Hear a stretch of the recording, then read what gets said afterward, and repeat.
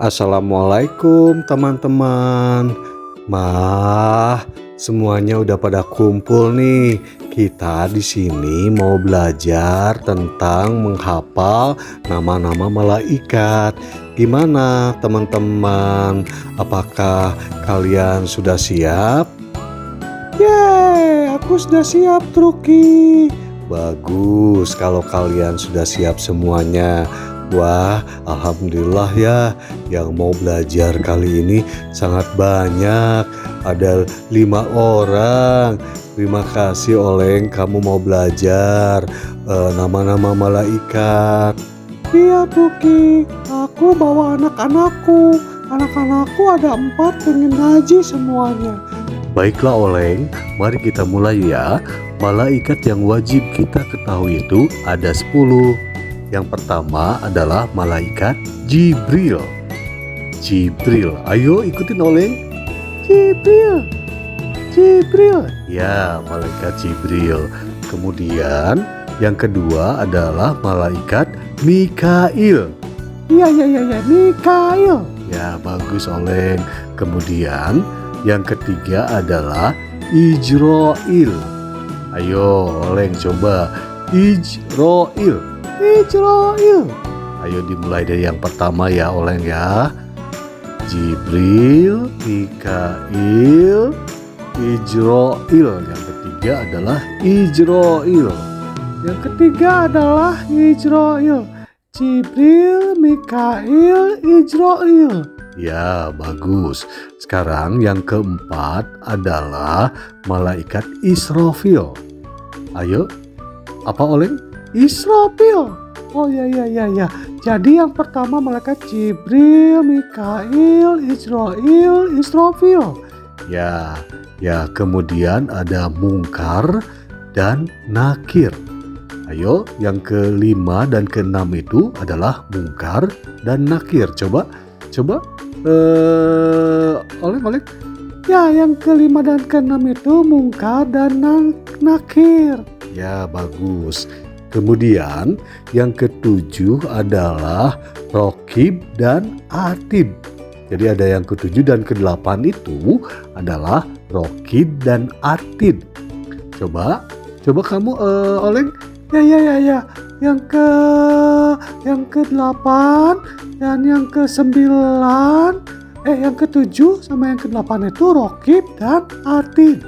Bagus. Sekarang yang terakhir adalah Malik dan Ridwan. Ayo kamu Oleng. Ya. Yang terakhir adalah Malik dan Ridwan. Ya, ulangi lagi ya. 1 Jibril, 2 Mikail, 3 Ijroil, 4 Israfil, 5 Mungkar, 6 Nakir, 7 Rokib, 8 Atid, 9 Malik, 10 Ridwan. Coba kamu Oleng. Baik. Aku hafal. 1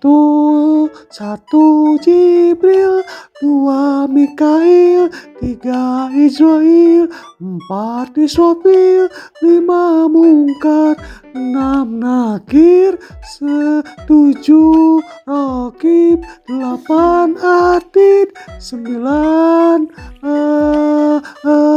Malik, 10 Ridwan. Bagus, pintar kamu ya. Ya, tahukah kamu Oleng, kalau malaikat Jibril itu memiliki tugasnya menyampaikan wahyu dari Allah Subhanahu wa Ta'ala kepada rasul-rasulnya. Pada zaman modern ini sudah tidak ada lagi nabi atau rasul, sebab Nabi Muhammad SAW sebagai rasul terakhir sudah meninggal dunia ribuan tahun silam. Maka dari itu, selain menyampaikan wahyu, tugas malaikat Jibril saat ini adalah meniupkan roh ke dalam janin yang ada di dalam kandungan. Gimana? Ngerti? Itu adalah tugas malaikat Jibril. Kemudian yang kedua adalah tugas malaikat Mikail. Malaikat Mikail bertugas memberikan rezeki kepada setiap makhluk hidup di bumi. Semua makhluk hidup bukan hanya manusia, tetapi hewan, tumbuhan, dan lainnya memang akan mendapatkan rezekinya masing-masing melalui malaikat Mikail. Tak cuma memberikan rezeki, atas izin Allah Subhanahu wa Ta'ala, malaikat Mikail juga bertugas mengatur panas, hujan, dan tanaman yang ada di bumi. Kemudian ada malaikat Israfil. Malaikat Israfil ini mempunyai tugas yaitu meniup sangsakala. Sangsakala adalah sejenis trompet sebagai penanda hari kiamat. Jika Allah Subhanahu wa Ta'ala telah memerintahkan malaikat Israfil untuk meniup sangsakala, maka terjadilah kiamat dan seluruh makhluk hidup yang di muka bumi ini akan mati. Tak hanya satu kali, Allah Subhanahu wa Ta'ala akan memerintahkan kembali malaikat Israfil meniupkan sangsakalanya kedua kalinya.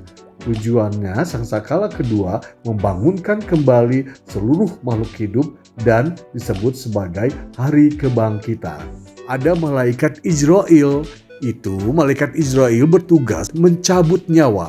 Bukan hanya manusia, seluruh makhluk hidup yang ada di bumi akan didatangi malaikat Israel jika waktu kematiannya telah tiba. Itu tugas malaikat Israel. Kemudian juga ada malaikat mungkar.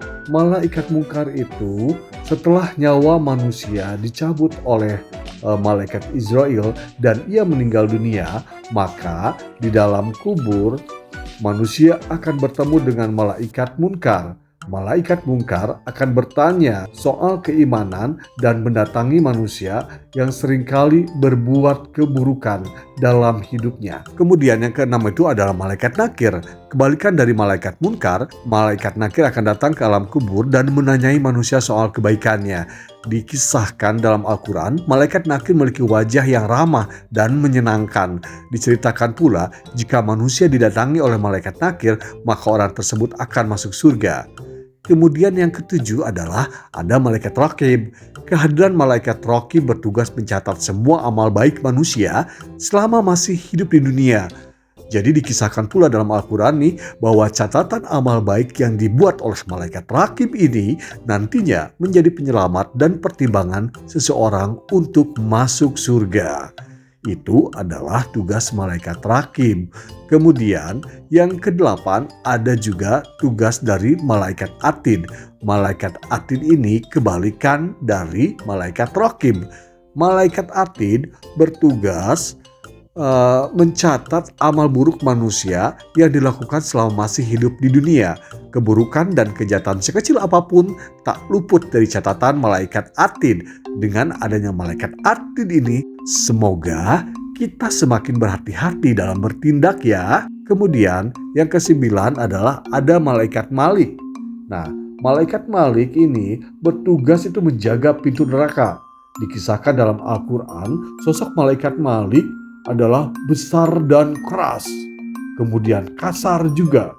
Malaikat Malik bertugas demikian sesuai dengan perintah Allah Subhanahu wa Ta'ala.